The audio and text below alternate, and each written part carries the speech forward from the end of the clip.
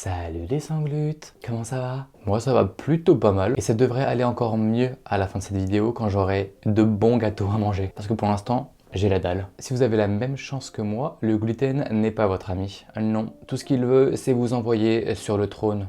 À l'échec. Et si vous avez autant de chance que moi, quand vous allez au resto, les desserts, vous faites l'impasse dessus. Parce que proposer un dessert sans gluten sur sa carte, ce serait vraiment trop demandé. Mais ne vous inquiétez pas, aujourd'hui, je vais vous proposer 4 recettes super simples et délicieuses de desserts sans gluten, sans lactose. Dans cette vidéo, vous aurez des recettes avec du chocolat pour les gourmands, avec des fruits pour ceux qui préfèrent les fruits, sans fruits pour ceux qui n'aiment pas les fruits dans les gâteaux. Et on commence donc avec la recette la plus simple à réaliser, l'œuf financier aux framboises. Les 4 recettes que vous allez voir dans cette vidéo, ce sont des recettes que je fais hyper souvent pour des anniversaires, pour juste faire plaisir à des potes, quand on se fait des soirées.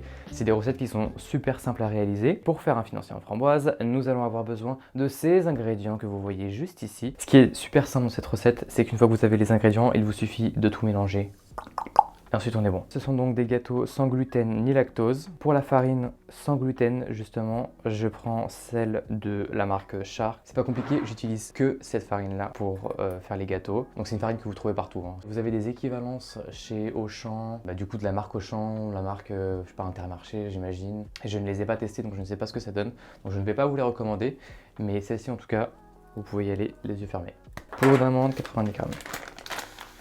Je me rends compte que je suis en train de mélanger les ingrédients, mais avant, et c'est hyper important, il faut préchauffer le four à 180 degrés. Bon, le sucre, généralement, on en met au moins 100 grammes dans une recette. C'est souvent plutôt du 150 grammes, voire parfois c'est une équivalence avec la farine. Donc vous mettez 200 grammes de farine, vous mettez 200 grammes de sucre. Faut pas oublier qu'il y a quand même le fruit aussi qui va rajouter du sucre dans cette recette. Donc vous voyez, c'est hyper simple, on a tout mélangé. Ensuite, on va prendre de la margarine végétale et on va la faire fondre pour qu'elle se mélange bien plus facilement. Pour les œufs, on va séparer les jaunes du blanc, car nous n'avons besoin que des blancs. Et si vous vous inquiétez de savoir ce qu'on va faire des jaunes d'œufs, qu'on ne va pas utiliser dans cette recette, eh bien je vais les utiliser pour en faire une mini omelette, mais si vous voulez, vous pouvez tout à fait aller regarder sur internet et les intégrer à d'autres recettes de gâteaux. Vous pouvez les intégrer à une recette de pâte à la carbonara si vous voulez. Vous pouvez les utiliser pour badigeonner une brioche, du pain ou un petit plat que vous mettez au four. Il y a des tonnes de choses que vous pouvez faire avec les jaunes d'œufs pour ne pas les gâcher. Tous nos ingrédients sont prêts, maintenant c'est pas compliqué, il suffit de mélanger. Je disais en introduction de vidéo, je le disais pour la blague mais je le disais à moitié pour la blague, à moitié pour la vérité, que quand on est au resto et qu'on mange sans gluten et encore plus quand c'est sans lactose aussi, on mange pas en fait vraiment de dessert à part de la salade de fruits, il n'y a pas grand chose comme option pour nous. C'est vrai que je trouve ça assez aberrant de ne pas avoir d'option sans gluten et sans lactose, ne serait-ce que pour les intolérants parce que pour les allergiques c'est encore différent, les restrictions sont encore plus importantes. Maintenant on va mettre un peu de margarine. Oui, et ce gâteau est gras. Donc évidemment le but c'est d'obtenir une pâte homogène sur laquelle on va ensuite déposer nos toppings. C'est un financier, donc le but n'est pas de faire une couche de gâteau super épaisse. Vous imaginez tous les petits financiers un peu rectangulaires qu'on peut choper à la boulangerie. Les quantités pour les recettes, elles sont faites pour à peu près 4 personnes en fonction évidemment de votre appétit. Si vous voulez juste en faire un pour un test et couper en des plus petites parts pour que chacun puisse goûter. Bref, vous faites ce que vous voulez, mais elle s'est plutôt pensée pour 4 personnes moyennes, on va dire. Et j'ai testé quand même de le faire pour une amie en divisant simplement les quantités par 2. Je sais que normalement, quand on veut faire pour moins de personnes, il y a des proportions à garder entre chaque ingrédient et donc on ne peut pas simplement diviser par 2. Et je l'ai quand même fait et le résultat était largement bon. Donc si vous voulez le faire pour 2 personnes, faire un tout petit plat, genre dans un tupperware, vous pouvez le faire. Nous avons donc la préparation juste ici et maintenant, c'est pas compliqué, on va prendre nos toppings. J'ai donc mes petites framboises. Évidemment là j'utilise des framboises mais vous pouvez utiliser ce que vous voulez. Vous pouvez remplacer les framboises par des fraises, par les marshmallows. Ça fera tout aussi bien l'affaire. Et maintenant c'est pas compliqué, on va au four pendant 30 minutes.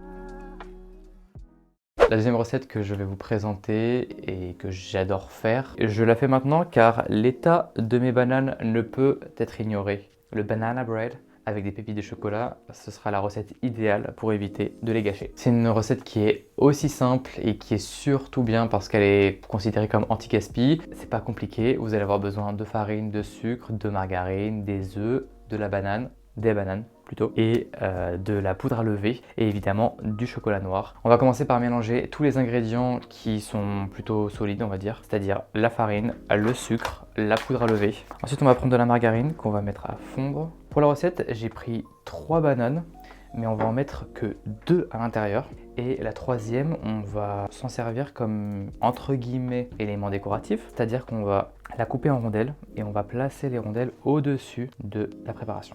Vous prenez les petites bananes et vous les écrasez. Maintenant, ce qu'on va faire, c'est qu'on va mélanger, hop là, la farine, le sucre, la poudre à lever et on va y incorporer chaque ingrédient, c'est-à-dire les bananes, bien liquides, bien empurées, la margarine fondue et les 2 œufs.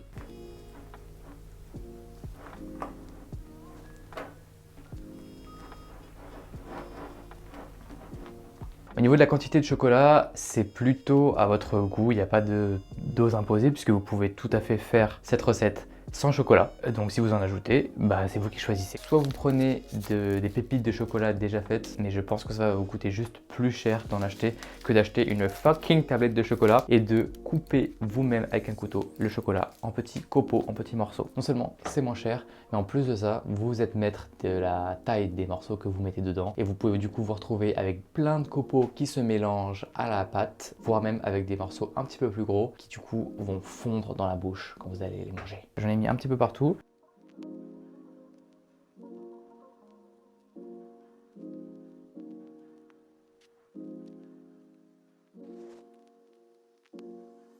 Nous allons mettre notre préparation dans le moule. Le cake est prêt, à partir au four.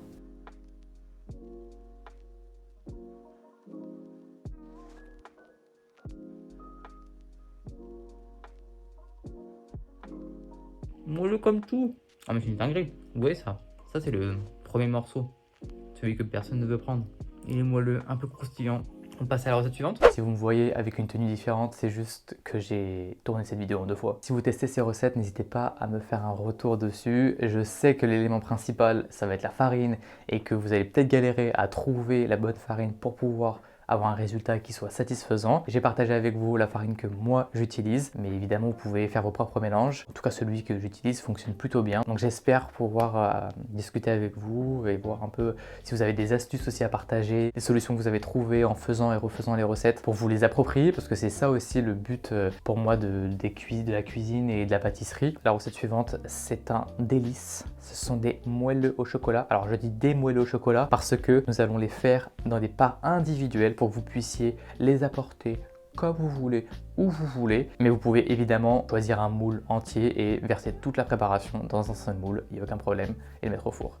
C'est parti! Je la fais tellement souvent cette recette que je la connais par cœur. On va prendre le chocolat et la margarine, on va les mettre à fondre. De manière générale, les recettes que je vous présente dans cette vidéo, c'est des recettes pour lesquelles on a généralement les ingrédients. Pour le financier, à la limite, on n'a pas les framboises, mais pour ce qui est des gâteaux au chocolat, généralement, on a toujours une tablette de chocolat. Et si vous n'en avez pas, pensez à en acheter. Même si vous n'en avez pas besoin sur le moment, ça coûte quelques euros, mais ça peut clairement vous sauver une soirée quand vous avez un truc et que vous savez pas quoi ramener, et vous êtes en mode je ramène le dessert. Parce qu'en soirée, il n'y a jamais de dessert que vous pouvez manger. C'est hyper simple à faire. Pour faciliter la fonte du chocolat, je les ai coupés en plus petits morceaux et je les ai mis au four à micro-ondes. Vous entendez sûrement le bruit derrière moi parce que j'ai la flemme de mettre ça au bain-marie, mais évidemment, vous pouvez faire fondre tout ça au bain-marie. Pour la réalisation du gâteau, il vous faut 2 préparations.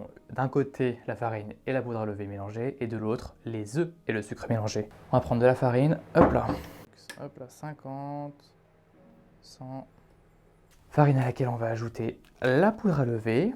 Pour le sucre, puisque c'est pour à peu près le même nombre de personnes, je mets à peu près la même quantité. Généralement, on est autour des 100 grammes. On prend le sucre, les œufs, on bat le tout. Je sais pas si j'adore ce fouet. Le manche est un peu petit, parce que c'est la première fois que j'utilise. On va ajouter progressivement la farine, afin d'obtenir une pâte homogène. Faire des gâteaux, c'est toujours un plaisir, c'est jamais un poids pour moi parce que j'ai toujours été un petit peu habitué à en faire quand il y a des fêtes, quand on est en vacances au Portugal. Vous allez voir qu'en mélangeant le chocolat, enfin le mélange chocolat-beurre à la préparation, ça va tout de suite rendre le tout un petit peu plus solide. La clé pour que ça fonctionne, c'est d'ajouter le chocolat petit à petit, le chocolat fondu petit à petit. Déjà, que la préparation soit quand même bien bien mélangée et quand même un peu chaude plutôt que froide pour pas que le chocolat se solidifie. Si vous le mettez dans des moules individuels, ne remplissez pas le moule jusqu'au bout. Je pense que ça devrait être pas mal à la moitié. On n'a fait que 9 là sur mes petits moules et il me reste un petit peu de préparation. Je pense que je vais peut-être les faire à part. Je ne sais pas comment encore, mais je vais sûrement la faire à part. On va mettre ça au four pendant 25 minutes.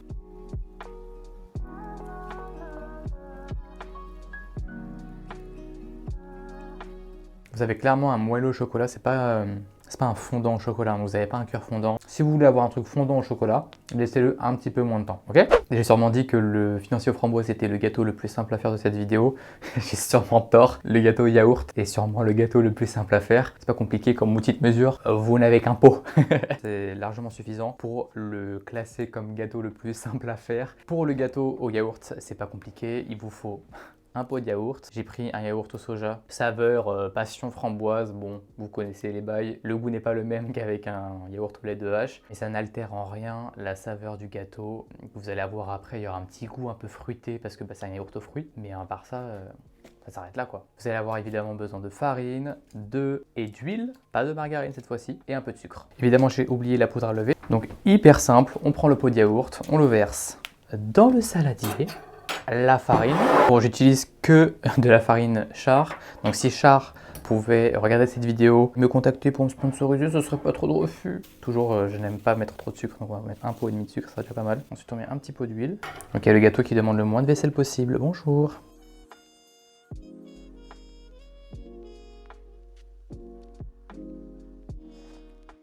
Bon, pendant que je suis en train de mélanger, je vais vous raconter une petite histoire parce que tout à l'heure, je vous disais, le gâteau yaourt, c'était sûrement le gâteau le plus simple à faire, à réussir et celui qui demande le moins, j'ai envie de dire, d'investissement parce que j'ai littéralement sali 3 cuillères et un saladier en préparation de cette vidéo et parce que ça faisait longtemps que je m'étais pas fait de gâteau yaourt. Je me suis dit, un gâteau yaourt, bon, c'est quand même simple à faire.